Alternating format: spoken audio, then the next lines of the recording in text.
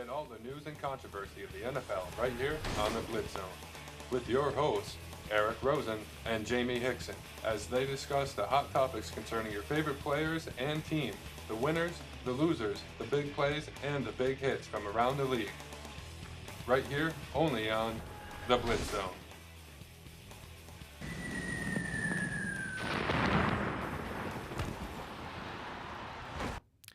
It's Friday, October 20th, 2017. It's that time of the hour for your favorite NFL and college football program.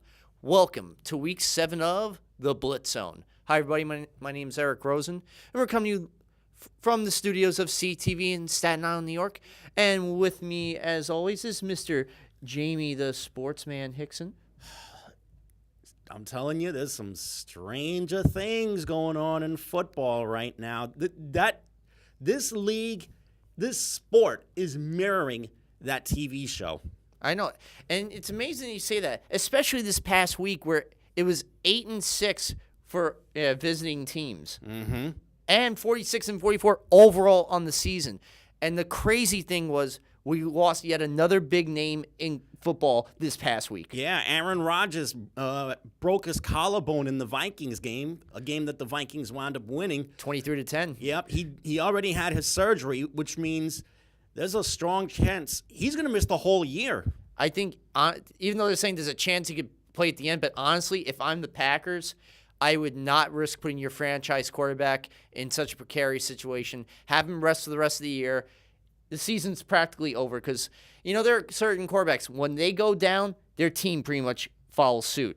Like Andrew Luck this year, though I have to give it to Jacoby Brissett. There are moments where he's kept the team together in Luck's absence, but when a guy like Tom Brady in 2008, when he went down with that horrific leg injury week 1 against Kansas City, the whole Patriots team imploded. In fact, the Dolphins won the division that year. Yep, and now Giant fans can breathe a sigh of relief because they finally won a game, and it was against a team that, quite frankly, they were not as good as, and that's the Broncos.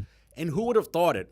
The worst running team in the league going up against the best run defense in the league. Overall defense, even. And it was who? That was the shining star of this game?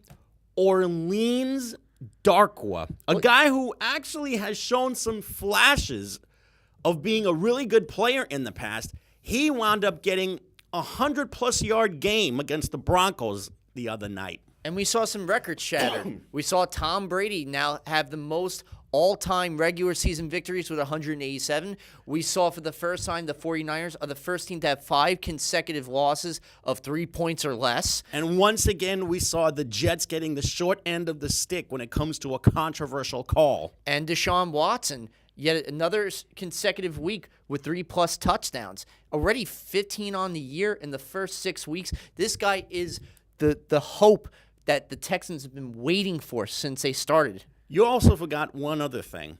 Another week where the Browns and the 49ers still are dreadful. Well, at least it's the race to the bottom.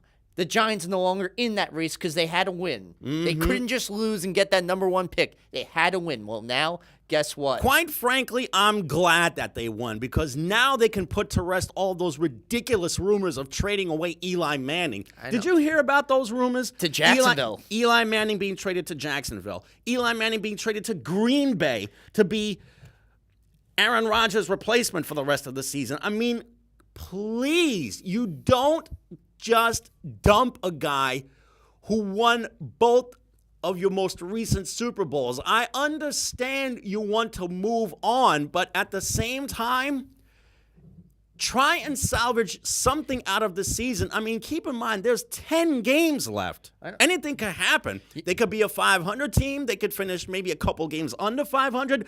But let's see the Giants try and finish the season strong before we have any talk of Eli being an ex-Giant, please. Definitely. And how about some other stranger things? Now, because of the fact that Aaron Rodgers, honestly, is probably going to miss the rest of the season, and that was a brutal hit. If you watch what Anthony Barr, the inside linebacker from Yeah. UCLA, did to him on his throwing shoulder. Yeah. It was a legal hit. It was a legal hit. We're not going to, I don't think there's no doubt on that. It was just a legal hit that unfortunately went on his throwing shoulder. And this is the first time since 2013 where he's had a broken collarbone. But at that time, it wasn't on his throwing shoulder.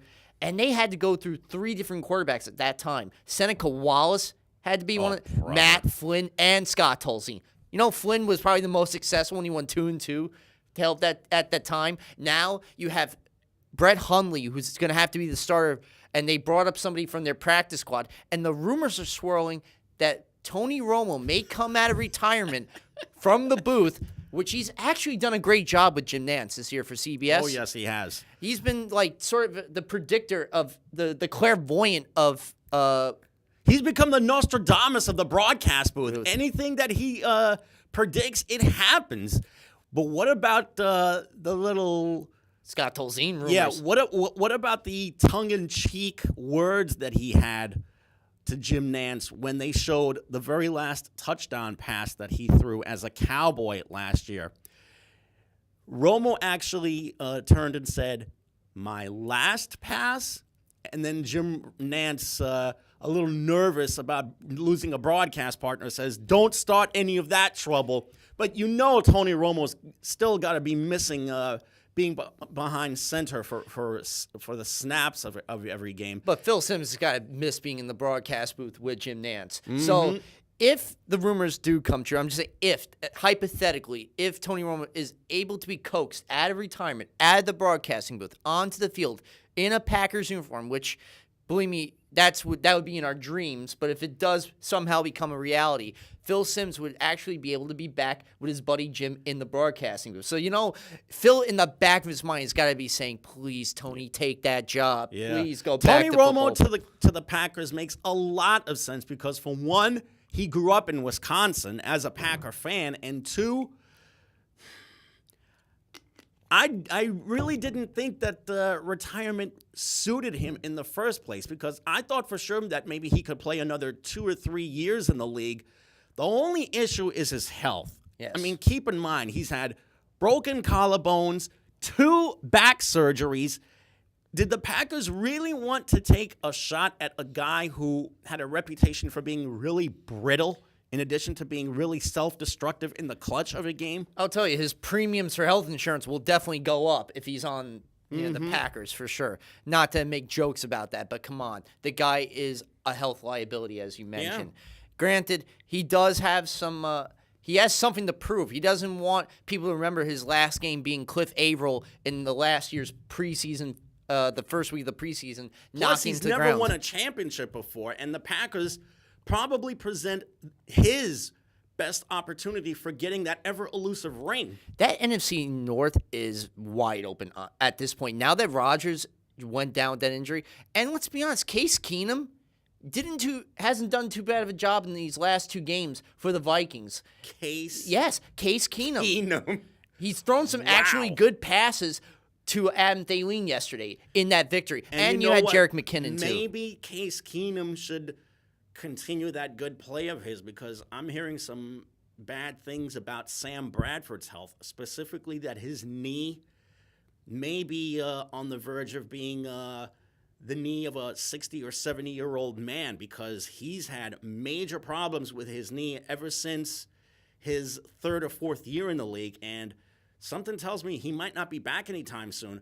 Plus, Teddy Bridgewater, their real starting quarterback, is 3 weeks away from being ready for any kind of action. I know. He was just recently cleared from the PUP, which is the physically unable to play list. So he just got taken off of that. So right now, the rumors are swirling of when he'll be able to go back. And as for Andrew Luck, that's another thing, too. When are we going to finally see him back in the field? Because I know they played Monday night in Tennessee. So this is something to keep an eye on for sure. And then, some of the other news that came this week. Martavis Bryant. The Steelers are the team where people are wham when they don't get enough targets. Antonio Brown a few weeks ago smashed over some coolers, lost his cool for not getting enough targets from Ben Roethlisberger. You see Le'Veon Bell at one point was upset about his contract, even though honestly he was right to be upset. That this guy has done everything and then some for the team. But now the latest receiver, Martavis Bryant, who's just taken from his 1-year drug suspension, signed through 2018, rumors swirling that he's asking for his trade, a request for a trade. And yet the Steelers, there's no intention of them ever doing that. Yeah, especially considering that he's going to be a free agent after next year. Plus, do you know how difficult it is to make a trade in the NFL? The NFL is the single most difficult league to try and pull off a trade in this game. The only way for a guy to get his freedom is to get his unconditional release so he can go someplace else. I know. It's just crazy in terms of that. I hope they can resolve that situation. Now, the other situation to bring up, too, is Colin Kaepernick. Recently, he just filed yesterday a grievance with the under the collective bargaining agreement with the National Football League's Player Association, accusing the owners of collusion against him ever getting hired by any team.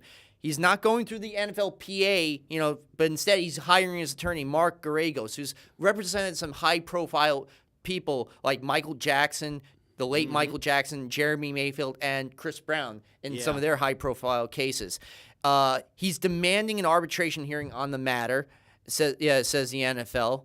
Owners have, quote-unquote, colluded to have deprive Mr. Kaepernick, this is from his attorney, of employment rights in relation for Mr. Kaepernick's leadership and advocacy for equality and social justice, and is bringing awareness to peculiar institutions still undermining racial equality in the U.S., quote-unquote. Now, Kaepernick's attorney sent a copy of the complaint to the NFLPA, as well as the NFL and all the 32 teams in the league. And this past Sunday, Kaepernick tweeted, and I quote, "only after pursuing every possible avenue with all NFL teams and their executives," of why he's done this. And there's more to the quote, but I'm not going to get too much into it. Now, the NFLPA, as they always do in every situation when it comes to any grievance filed, they always put their full back and support on the player, no matter the situation, to assist them, as they say, as we do all players. They also revealed that they actually knew the filing of this early in the day. I'm surprised that Colin Kaepernick didn't do this months ago, first of all. And second of all, I'm hearing he's not going to have that great of a case simply because of the stir that he's created. But this whole last straw of his happened when he basically got rebuffed by the Titans. He basically asked the Tennessee Titans, the last team that he went to try and get work for a job, and they all and out said no to him, and that was the final straw. And they signed Brandon Weeden. You're going to pick Brandon Weeden, a guy who's done nothing in that league, over Colin Kaepernick, a guy who at least has a bit of a history in that sport? It just goes to show you that there's nothing but animosity against the poor guy. Well, also, it's a business, too. These teams realize, what he represents to a certain segment of this country, and they do not want to anger any more fans.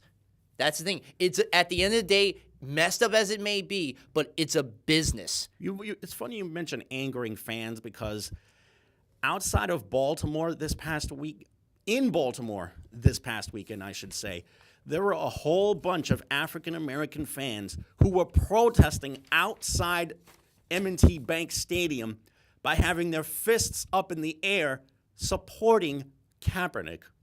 So while you have one set of fans who are already sick and tired of this whole thing, you've got another set of fans who are sick and tired of what's being done to poor Colin Kaepernick. It depends on who you talk to, but right now the grievance is going to be overseen by Stephen Burbank, who's the special master of the NFL. They're going to have a conference with both sides coming up this week. And a source who's seen the grievance and is familiar with the procedure actually was informing ESPN. Eric Reed, who's been a close friend of his since 2015 when they started this together, actually kneeled during this past Sunday's loss against the Washington Redskins 26-24. And this has drawn national attention, this whole situation, even with the 3 weeks ago when the president sort of vilified, the players and the organizations for not firing players at his suggestion. And this has sparked an entire outrage from both sides. It has, and it will keep going. The conversation has to keep going. As I mentioned last week, we need to have a dialogue. We need to have all sides together and sit down. I know it's tough for one side to have to listen to what the other side says, but if we don't, we will not get anywhere, and that's all I'm going to say about this situation. Now, let's see what happens, how the legal process goes. We'll have more. Easier said than done, but let's face facts. These people are sick and tired of talking. They want action. Well, hopefully some action does come of this as well. We'll see. We'll definitely have more details. It's not over by a long shot. This is a long, arduous process. And speaking of long, arduous processes, now the situation with Ezekiel Elliott, they are going to file a motion. They're not taking this lying down the 6-game suspension. So they had their bye week this past week. They're supposed to be playing this coming week. Unfortunately, let's see how, this situation does play out for the Cowboys.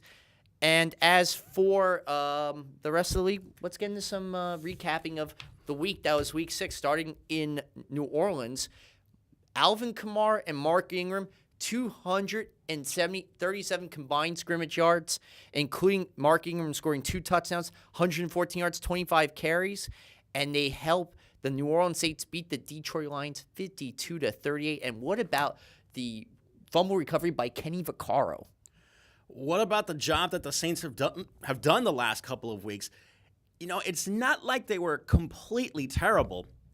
The players that they have are good. They're still strong at quarterback and at running back. The backfield is completely powerful, and you saw that yesterday.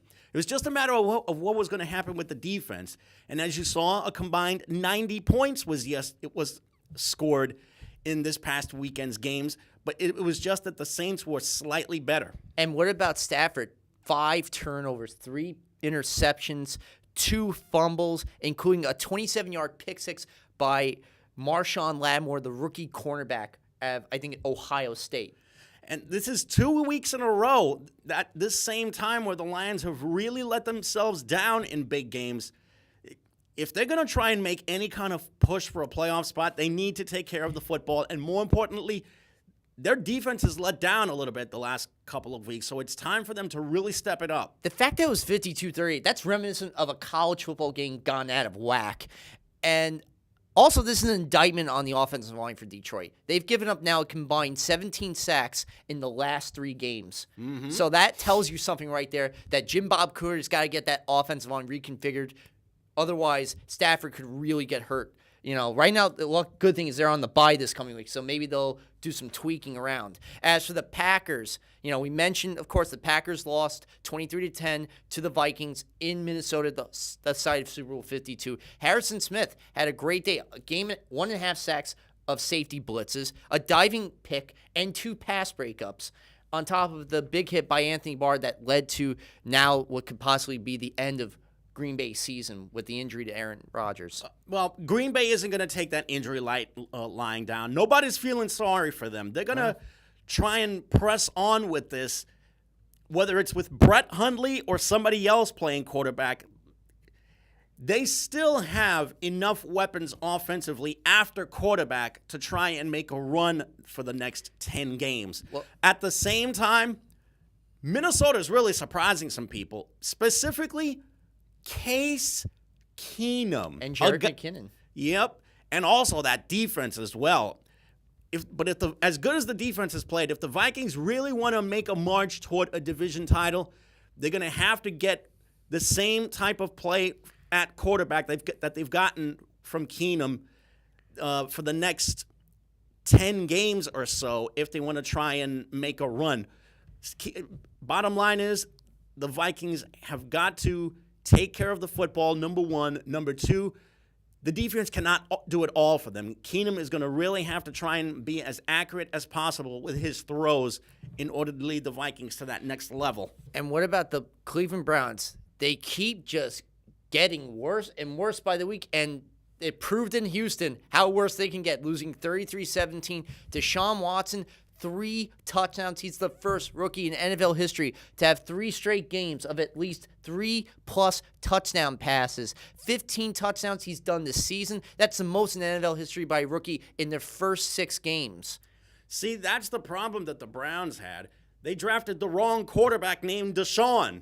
Instead of drafting Deshaun Watson, they drafted Deshaun Kaiser. Oh, did you see them after the game? They wound up posing for the media for photos with their respective jerseys. You think these guys, you think Deshaun Kaiser would want to trade places with Deshaun Watson right now? I think the fact that he's thrown 9 interceptions, that's why, it forced Hugh Jackson to put him in a situation where he had to switch for Kevin Hogan. Mm-hmm. It's not like he had a choice. Now Hugh Jackson is 1-21. In his tenure so far, his 2-year tenure with the Browns, and if things get even worse, I would really at this point they got to let him go. I think they need to have a change of administration, but at the same time, this is what they've always done: is set a lot of these coaches up for failure. Firing a new coach, bringing in a whole new organization, a whole new playbook, and this is why this Browns team gets worse and worse by the year because they don't have any level of continuity. So at the same time, it puzzles me. It really puzzles me what has gone on with this franchise. It's not like they don't have the players. They're building with young guys, and some of the young guys that they have are good. And it's not just Kaiser either. There's David Njoku. You got David Njoku, Duke Johnson, who had a really good career at Miami. Of course, Jabril Peppers, Myles Garrett. It's not like any of the young guys that they have are some bunch of Johnny-come-latelys. The guys that they have promise.